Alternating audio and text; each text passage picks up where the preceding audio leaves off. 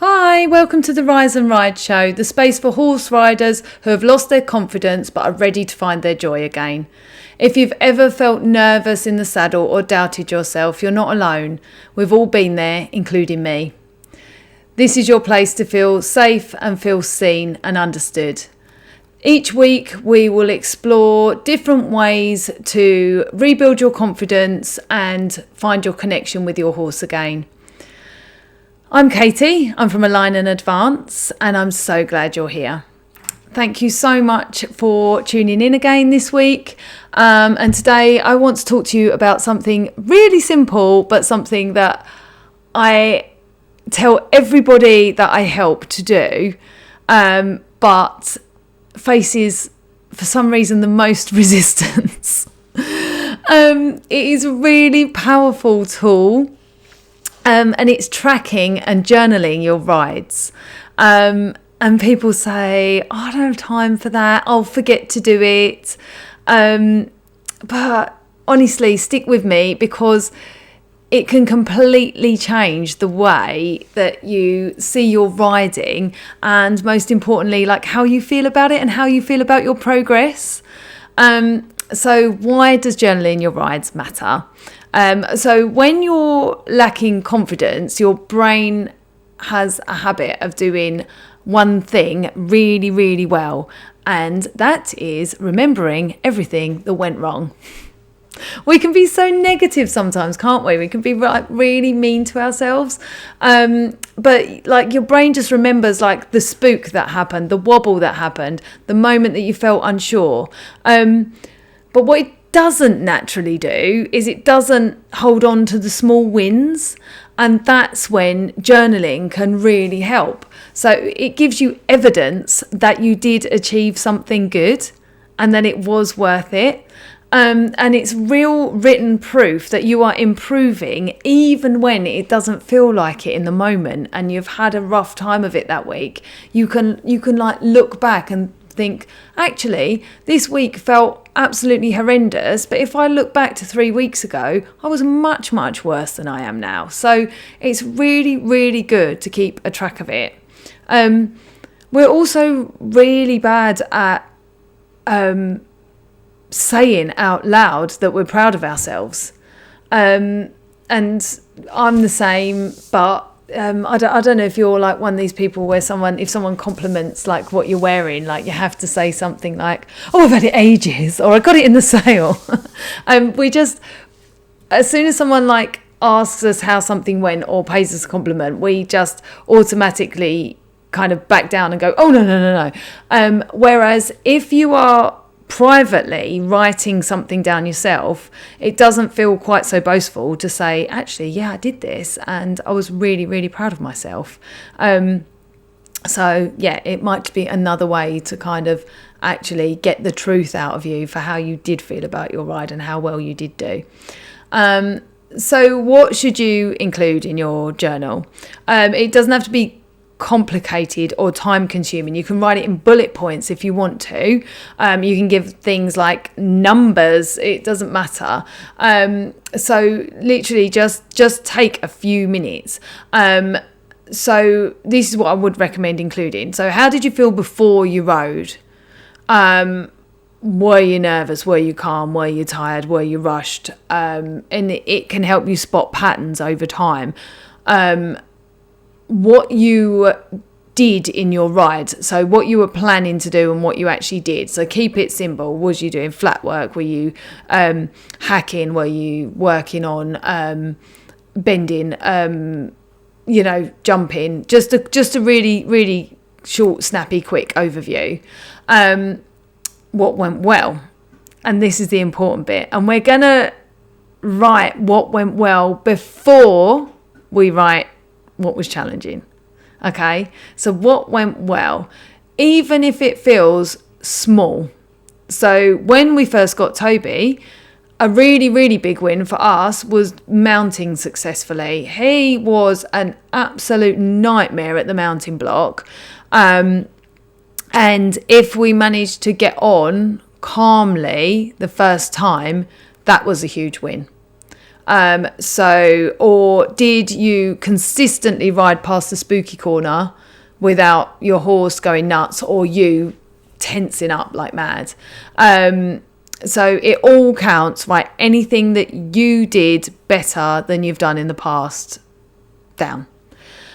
What felt challenging? So don't write this in a way of being mean to yourself, not in a critical way. It's just for awareness, okay?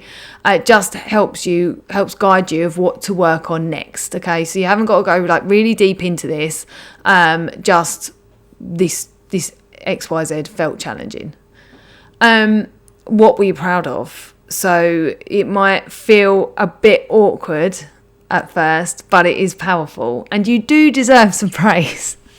You went out there, you spent the time, and you did this ride, so you do deserve some praise. So what were you proud of? Did you carry on riding even though someone that you sometimes feel uncomfortable riding in front of arrived at the yard and you could kind of see them watching you out the corner of their eye? Don't you hate that? What were you proud of in your ride? And then one thing to focus on next time. What next time would you like to focus on? What do you think from this ride would be a logical next step? Not a massive leap, just a logical next step. So just keeps you moving forward without overwhelm. And also, if you arrive at the yard, and some days it's like going to the yard is like my relaxing time after work and after housework and all of the other things. And sometimes when people say like, oh, what are you doing tonight? Where are you riding, or what are you up to? I can't even be bothered to think about it. I haven't thought about it all day, and I've just arrived and I don't really know. So if you've written in your journal or your tracker one thing to focus on for next time, you can just kind of open that up and go, oh, I'm going to do this. And then it's easy. It's done for you. And then you can kind of see the progress moving forward, and it will keep you working on that thing that you felt you needed to work on after your last ride, which you can sometimes forget after you've left.